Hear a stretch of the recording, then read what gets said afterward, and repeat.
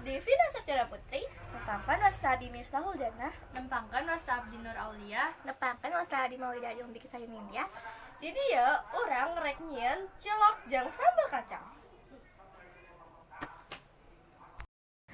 Hiji, siapkan bahan-bahan di handap ieu. Kacang tanah 500 gram, tepung terigu setengah kilogram, tepung tapioka setengah kilogram, masako, daun bawang, endok 2 butir, cabai keriting, bawang bodas, jeung bawang berem, jeung kecap. 2. Haluskeun atawa bumbu jeung bahan anu perlu dihaluskeun. 3.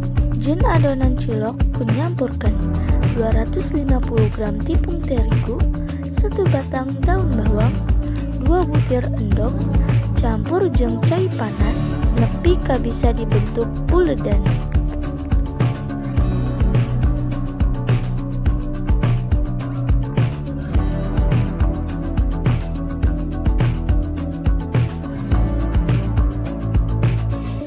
Opat, bentuk adonan nepi ka beak.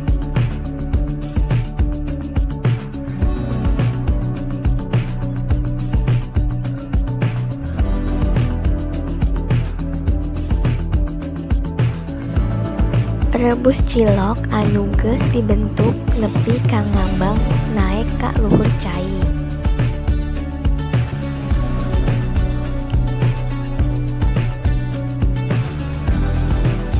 Jieun bumbu kacang keur cilok ku cara haluskeun kacang sacukupna.